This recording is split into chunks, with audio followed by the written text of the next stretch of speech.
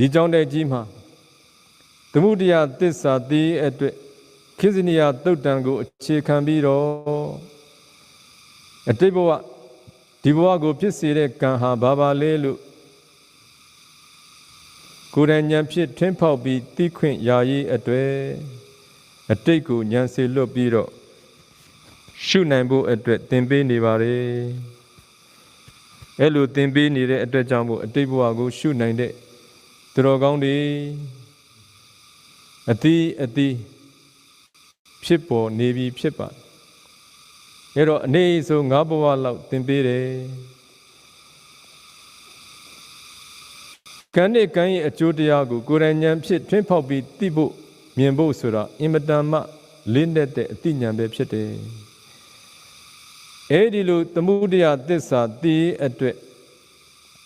ကြိုးစားပြီးတော့အားထုတ်ခဲ့တဲ့တပည့်ဒီထဲမှာဒီဘဝဒီခန္ဓာကိုရရှိတဲ့အချိန်မှာတူနဲ့တူခန္ဓာရရှိခြင်းနဲ့အတူဖြစ်ပေါ်လာတဲ့ဒုက္ခတွေဒုက္ခတွေတယောက်နဲ့တယောက်တူနဲ့တူမတူကြဘူးအဲတော့တပြေးလေးတူဆိုကြပါစို့ထိုတပြေးလေးကိုတရားသင်ပေးနေတဲ့အချိန်မှာမကြဆိုသလိုခေါင်းဒီအလွန်ခဲတဲ့ဝေဒနာဖြစ်လေဖြစ်တာရှိတယ်။ဘာယောဂမှရှိလို့လည်းမဟုတ်ဘူး။ဖြစ်လာပြီဆိုရင်လည်းပဲတရားအမထုတ်နိုင်ဘူး။အဲ့ဒီရက်တွေဆိုရင်ကျောင်းမှာပဲနာနေနဲ့စာလေးဖတ်ရင်တရားလေးနာရင်နဲ့အချိန်ကုန်ပြီးတော့အဲ့ဒီခေါင်းဒီခဲတဲ့ခေါင်းဒီနာကျင်တဲ့ဝေဒနာကိုသက်သာရရအောင်လို့ဒီတိုင်းပဲပေးနေရတယ်2 ရက် 3 ရက်လောက်ကြာတော့မှ तू ကပြန်ကောင်းသွားတယ်ကောင်းသွားရင်တရားပြန်ဆက်ပြီးတော့အာထုခွင့်ရတယ်တမာတိလည်းရှိတယ်ရုပ်တည်နံတွေလည်းဟုတ်တိုင်းမှဆိုထိုးထွင်းသိလို့ဒုက္ခသစ္စာလည်းသိပြီဒါနဲ့သမုဒယသစ္စာသင်ပေးဖို့အခွင့်ရောက်ပြီသမုဒယသစ္စာကိုထိုးထွင်းသိခွင့်ရတော့မှသူအခုဖြစ်နေရတဲ့ဒုက္ခကိုသူကောင်းစွာနားလည်သွားတယ်ပြီးခဲ့တဲ့ဘဝပထမအတိတ်ဘဝဟာအမျိုးကောင်းသားလေးဖြစ်တယ်မိခင်ဖြစ်တဲ့သူကတန်ဃာတော်တွေကိုဆွန်းဆက်ကလူတန်းတဲ့အချိန်မှာဘေးကနေပြီးတော့သူကမိခင်ရဲ့ကုသိုလ်ကောင်းမှုကိုကြည့်ပြီးတော့ယဟန်တော်တွေကိုကြည်ညိုတဲ့စိတ်ယဟန်ဘဝကိုနှစ်သက်မြတ်နိုးတဲ့စိတ်နဲ့ကုသိုလ်စိတ်တွေဖြစ်ပေါ်ခဲ့တယ်ယဟန်လိုအတိမမှုအဝိဇ္ဇာယဟန်ဘဝကိုနှစ်သက်နေတဲ့တဏှာယဟန်ဘဝကိုစိတ်ကရောက်ဆွဲလန်းနေတဲ့ဥပါဒံမိခင်ဆွန်းလောင်းနေတဲ့အချိန်မှာဖြစ်ပေါ်တဲ့ကုသိုလ်စိတ်စေတနာအဲ့ဒီကုသိုလ်စိတ်စေတနာကဖြစ်ပြီးတာနဲ့ပြတ်သွားပြီအချီးနှီးပြတ်သွားတာမျိုးမဟုတ်ဘူးစွန့်ရင်ကာမတတ္တိဖြစ်နေယုံ nant တဏ္ဍအစဉ်မှာမြုပ်နှံပြီးမှချုပ်ပြတ်သွားတဲ့အတွက်အဲ့ဒီကံဟာသူ့ဘဝရဲ့အချိန်ကာလတစ်ခုမှာပြုစုကြိုးကိုအထုတ်ခွင့်ရခဲ့တာဖြစ်ပြီးတော့အဲ့ဒီကံကအားရှိတဲ့အတွက်ကြောင့်မို့တေဂာနီးမှာလာပြန်ပြီးအကျိုးပေးပြီအဲ့ဒီမြို့သားငယ်လေးဟာအသက်73 နှစ်14 နှစ်အရွယ်လောက်မှာပဲတည်သွားတာဖြစ်ပါတယ်ဟုတ်ပြီနော်အသက်ရှည်ရှည်တော့မနေလိုက်ရဘူးငယ်လေးနဲ့တရားညောင်ဆောင်လျှောက်ဆက်နေတာကိုသိသိခွင့်ရတယ်လို့ဒီကနေ့မှာအဲ့ဒီကံလာအကျိုးပေးတာလည်းပဲသိသိခွင့်ရတယ်ဒါဆိုရင်အသက်တူနဲ့တည်ရတဲ့အကြောင်းရင်းကိုရှာဖွေဖို့မကောင်းလားကောင်းတယ်ဒါနဲ့ဒုတိယအတိတ်ဘဝကိုရှုပြီးဒုတိယအတိတ်ဘဝကိုရှုတဲ့အခါကျတော့အဲ့ဒီဘဝကသူကငါးတွေကိုဖမ်းပြီးတော့ခေါင်းတွေကိုထုပြီးတော့တတ်တယ်ပြီးငါးယောင်းတယ်နော်အဖြေရပြီ ဘာယောဂမှမရှိဘဲနဲ့ခေါင်းတွေကြိုက်ခေါင်းတွေနာဘာဖြစ်လို့လဲငါခေါင်းထုခဲ့တာဟုတ်ပြီနော်အဲ့တော့ဆေးမလို့ဘူး2 ရက် 3 ရက်ဝတ်ကြွေးဆက်ရတယ်ပြန်ကောင်းသွားတယ်ပြန်ကောင်းသွားပြီးဘာလို့တရားပြန်အထုတ်ပြီး15 ရက်1 လလောက်ကြာရင်လာပြန်ပြီသူဟုတ်ပြီလားအခုတော့တပြည့်တော့နားလဲပြီဆရာတော်အေးကောင်းတယ်ဘာဖြစ်လို့အသက်တူရလဲသူတစ်ပါးအသက်တွေကိုတတ်ခဲ့တာကိုအဲ့တော့အဲ့ဒီငါးရောင်ပြီးအသက်မွေးတဲ့ဘဝအဲ့ဒီဘဝမှာကုသိုလ်ကံလေးတော့ရှိတယ်ငါးတယောင်ပြီးငါးတွေတတ်တဲ့ကံသာအကျိုးပေးသွားရင်တော့ဘယ်လူပြန်ဖြစ်ပါမလဲတော့ငါးလေးတစ်ဖက်ကရောင်းတယ်လေတစ်ဖက်မှာလည်းဘာလို့လဲဇေဒီမှာဖျားပန်းလဲပေးပြီးတော့ကုသိုလ်ကောင်းမှုပြုတယ်တရားနာပိသက်တွေကုသိုလ်ကံကိုအနည်းငယ်များဆိုပြီးတော့မထေမဲ့မင်မပြုပါနဲ့အဲ့ဒီကုသိုလ်ကံအကျိုးပေးရင်ကြီးကြီးမားမားအကျိုးပေးတတ်တယ်အခုတော့ငါတတ်ပြီးတော့ငါရောက်တဲ့ကံကအကျိုးမပေးလို့တော်သေးတယ်ဘာပြောတယ်နောက်တစ်ခုဒီဘဝလည်းငါးတွေတော်တော်တတ်ထားတယ်ဆရာတော်ဒီဘဝမှာလည်းငါဖမ်းတာတော်တော်တယ်ဆရာတော်နောက်စကားတစ်ခွန်းထပ်လာသေးတယ်နော်ဒီအပုဂ္ဂိုလ်ရောဘာတွေများဖမ်းခဲ့လဲမသိဘူးဟုတ်ပြီလားကဲအဲ့ဒါနဲ့တတ္တယဘဝဘက်ကိုဆက်ပြီးတော့ရှုခိုင်းလိုက်တဲ့အခါကျတော့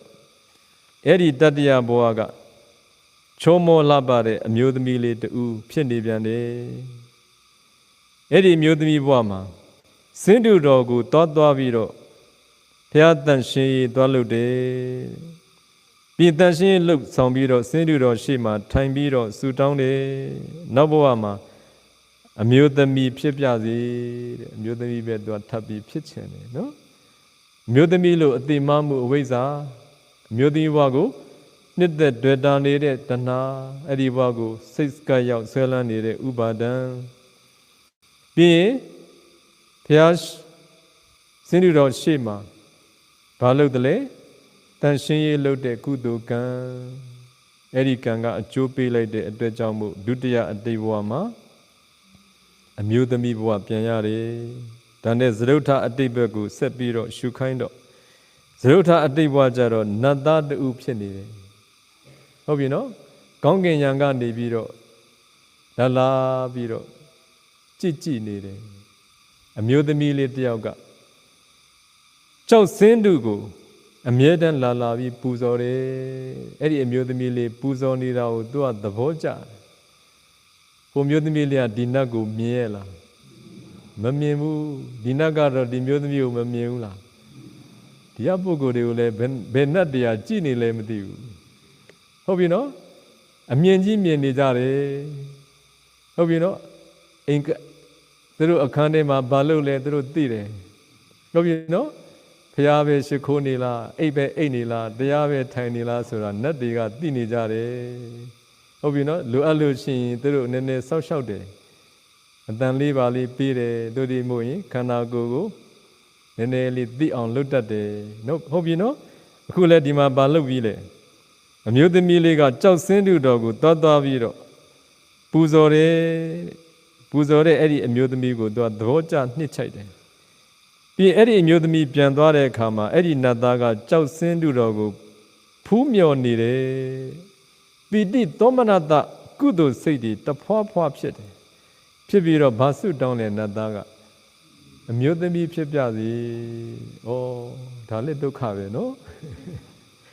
ရပုဂ္ဂိုလ်တွေလည်းနတ်သားဖြစ်ပြီးတော့မှမျိုးသားဖြစ်လာတဲ့ပုဂ္ဂိုလ်တွေလည်းပါမှာပါနည်းနည်းသင်းလွန်စလေးနည်းနည်းပြောပြမယ်နော်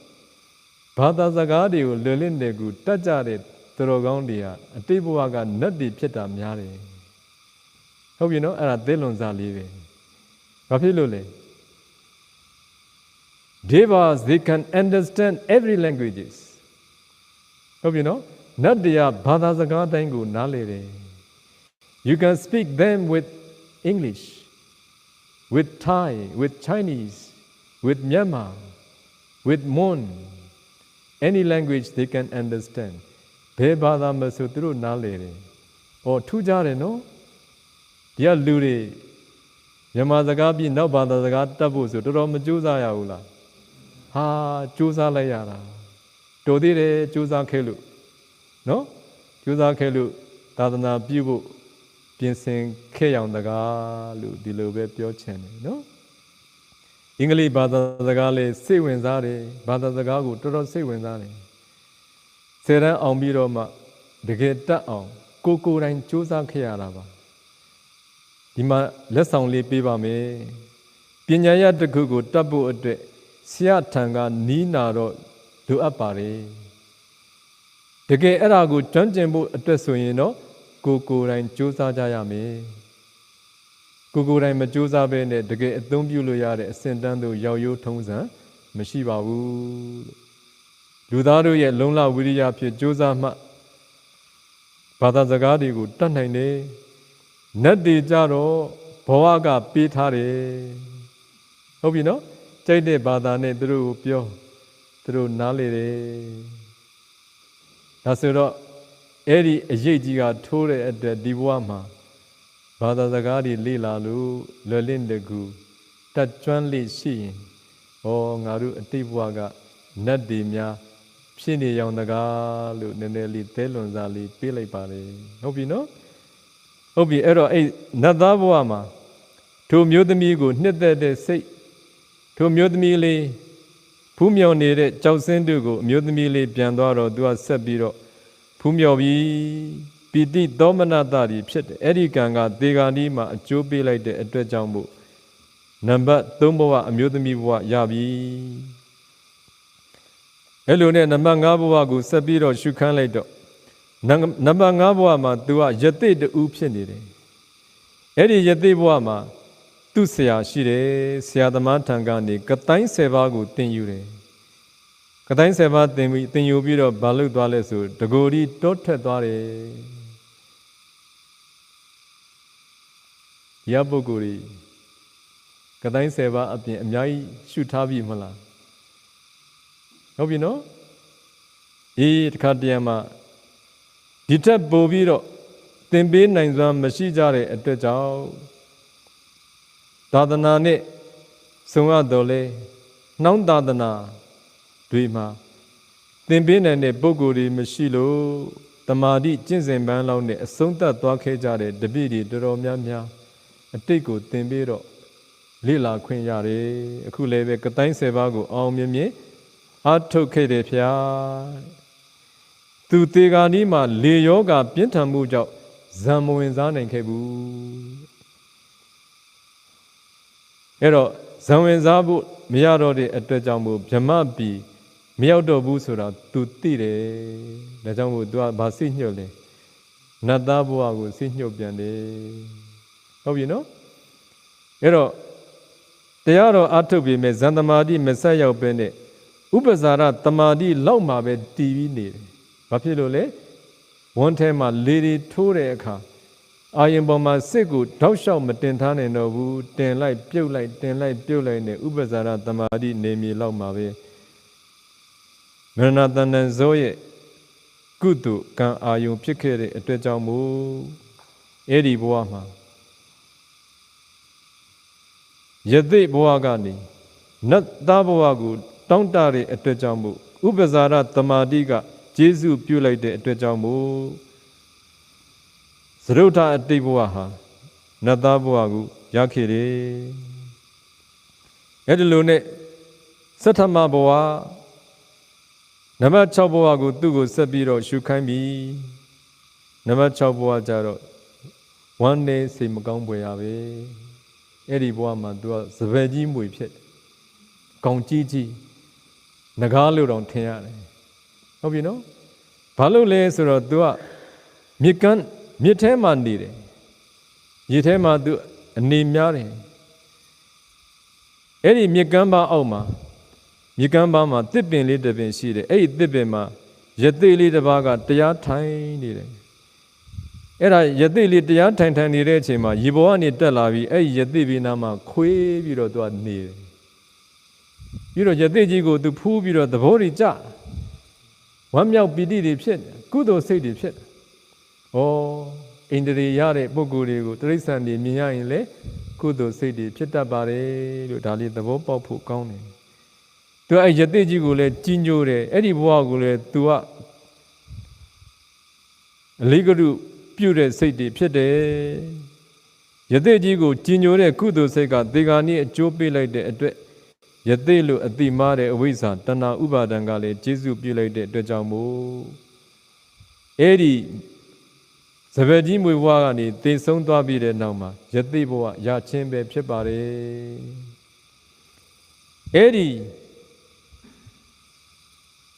မွေဘဝကိုရောက်စေတဲ့ကံကိုတော့ရှုခိုင်းမှဖြစ်တော့မယ်ဆိုပြီးတော့သူ့ကိုနောက်တစ်ဘဝထပ်ရှုခိုင်းပြီးအတိတ်9ဘဝမြောက်ကိုဆက်ရှုခိုင်းလိုက်တဲ့အခါမှာ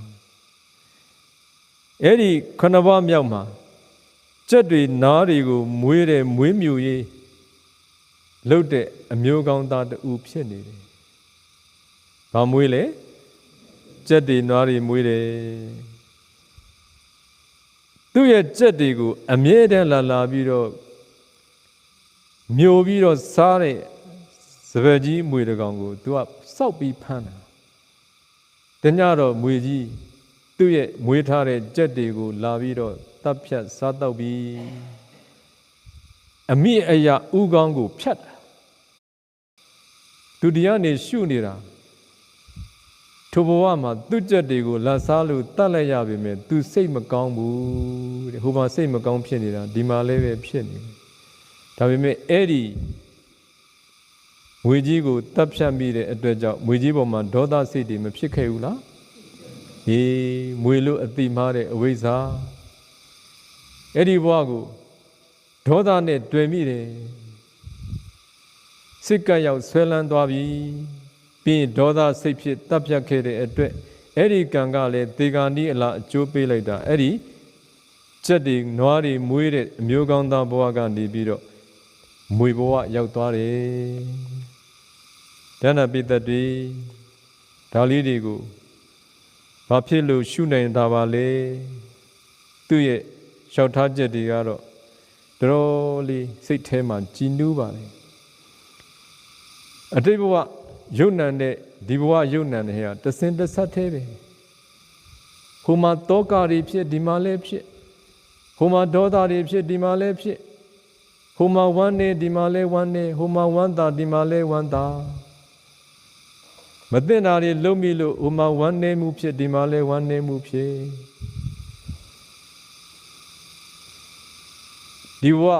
ခေါင်းဒီခဲခေါင်းဒီကြိုက်ခေါင်းဒီနာရတဲ့အကြောင်းကြီးလဲတူးဖော်လို့မတွေ့သွားဘူးလားအေးဒါကြောင့်တရားနာပိသက်တွေကံနဲ့ကံရဲ့အကျိုးတရားဆိုတာအင်မတန်နဲ့ဆိုင်ပါလေ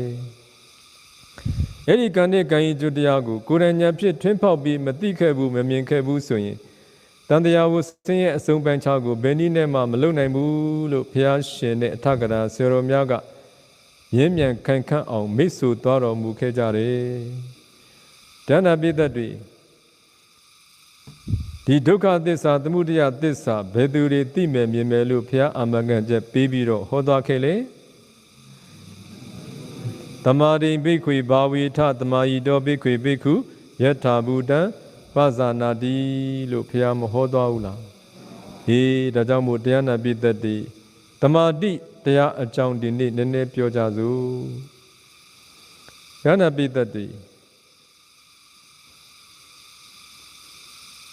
ဝိပဿနာဆိုတာဒုက္ခသစ္စာနဲ့သမုဒယသစ္စာတို့ကို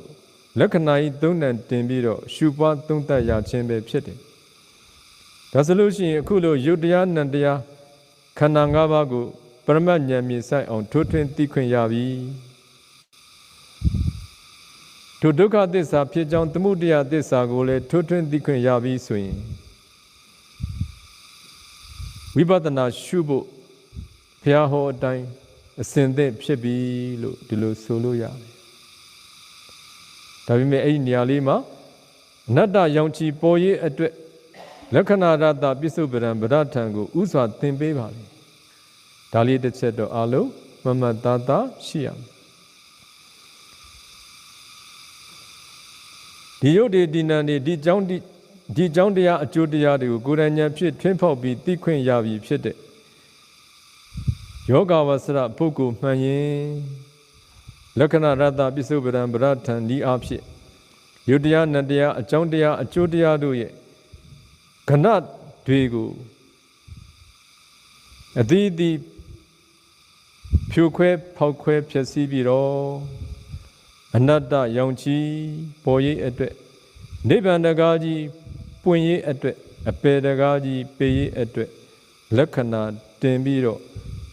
တရားဘာဝနာကိုရှုပွားသုံးသပ်ရတော့မှာဖြစ်တယ်။ဉာဏပိသက်တွေဝိပဿနာဆိုတာခဏိကသမာဓိဖြစ်ရှုလို့ရတယ်မဟုတ်ဘူးလားလို့လောကကပြောကြတယ်။မှန်တယ်ဝိပဿနာကိုတော့ခဏိကသမာဓိနဲ့ရှုတာပါလို့ဒီလိုပြောရမယ်။ဒါပေမဲ့ဝိသုဒ္ဓိမေထကရာပထမတွဲစာမျက်နှာ281မှာခဏိကသမာဓိဆိုတာကိုဘယ်လိုမိတ်သွားလဲတာနိဝပါဏဇာနာနိသမာပိစိတ်တော်ဝုဋ္ဌာယဇာနာတံပယုတံစိတ်တံခယတောဝယတောတမ္ပတတောဝိပဿနာခဏိလက္ခဏာပฏิဝေဒေနလက္ခဏာပฏิဝေဒေနဥပ္ပစ္စတိခဏိကစိတ္တိကကတာဇန်သမာဓိကိုဝင်စား၍ထိုဇံမထ၍ဇန်နှင့်ရှင်သောစိတ်တို့ကိုအဖြစ်အပျက်အားဖြင့်ဝိပဿနာရှုပွားသုံးသပ်သောခဏ၌လက္ခဏာ၏အစွမ်းအားဖြင့်လိစ္ဆန္တဒုက္ခအနတ္တလက္ခဏာ၏အစွမ်းအားဖြင့်ထိုတွင်သိနေတဲ့အချိန်မှာဖြစ်ပေါ်လာတဲ့တမာတိဟာခဏိကစိတ္တိကကရာတမာတိပါပဲဟုတ်ပြီနော်အစင်တမ်းမမြင်ဘူးလားဇံဝင်စားတယ်ပြီးဇံကထတယ်ဒါဆိုရင်ဇံတမာတိမှာရှိသေးလားအပနာဇံတမာတိမှာမဟုတ်တော့ဘူးဒါဆိုဥပ္ပဇာရတမာတိလားဆိုတော့ဥပ္ပဇာရတမာတိလည်းမဟုတ်ဘူးတဲ့ဇံနဲ့ရှင်နေတဲ့စိတ်ကိုဒီနေ့စိတ်စေသိနံတရားတွေရဲ့ဖြစ်မှုပြက်မှုတွေကိုတဲ့နေသဒုက္ခအနတ္တလက္ခဏာသုံးတန်တင်နေတဲ့အချိန်မှာဖြစ်ပေါ်လာတဲ့တမာတိကိုခဏိကစိတ်တိကကရာတမာတိလို့ခေါ်ပါတယ်ခဏိကဆိုတာဘာလဲခဏတရားကိုပြောတာခဏငယ်၃ချက်ရှင်သောတရားကိုပြောတာဒါကြောင့်မို့ခဏိကစိတ်တိကကရာဆိုတာယုတ်တရားနံတရားတို့ရဲ့ဥပ္ပတ္တိပင်ဟူသောခဏနှင့်ရှင်သောစိတ်တည်ကြည်မှုတမာတိကိုပြောတာပါဟုတ်ပြီနော်လက္ခဏာတင်တယ်ဆိုတာသင်္ခတတရားတွေကိုလက္ခဏာတင်တာမဟုတ်လားသင်္ခတတရားတွေရဲ့လက္ခဏာဥပ္ပတ္တိပင်ရှိကြတယ်လေအဲ့ဒီဥပ္ပတ္တိပင်ကိုအနိစ္စဒုက္ခအဲ့ဒီဥပ္ပတ္တိပင်ဆိုတဲ့ဖြစ်တည်ပြက်ကိုမြင်လျက်နဲ့ရုပ်ဖြစ်စေနာမ်ဖြစ်စေဥပ္ပတ္တိပင်တို့ဟာသူတို့ရဲ့လက္ခဏာပဲအဲ့ဒီဥပ္ပတ္တိပင်ကိုမြင်လျက်နဲ့လက္ခဏာသုံးတန်တင်နေတဲ့အချိန်မှာဖြစ်ပေါ်လာတဲ့တမာတိကိုဘာလို့ခေါ်လဲခဏိကစိတ်တိကကရာတမာတိလို့ခေါ်ပါတယ်ဒါဆိုလို့ရှိရင်ဥပ္ပတ္တိပင်ကိုမမြင်ဘူးဆိုလို့ရှိရင်လက္ခဏာသုံးတန်တင်တယ်လို့ခေါ်မလားသင်္ခါရတရားတွေကိုမြင်တယ်လို့ခေါ်မလားဒီမှာဘက်ကမ်းမှာရှိတယ်လို့ခေါ်မလားမခေါ်နိုင်ပါဘူးဟုတ်ပြီနော်ဒီမှာဘက်ကမ်းဆိုတာသင်္ခါရတရားတို့ရဲ့ဥပ္ပတ္တိပင်ကိုမြင်၍လက္ခဏာတင်ပြီးတော့ရှုနိုင်သောသူတို့ရဲ့အရာသာဖြစ်တယ်ဥပ္ပတ္တိပင်ကိုမမြင်ဘူးစိတ်စေတသိက်ရုပ်လို့ခေါ်တဲ့သင်္ခါရတရားတွေကိုမမြင်သေးဘူးလို့ခေါ်မယ်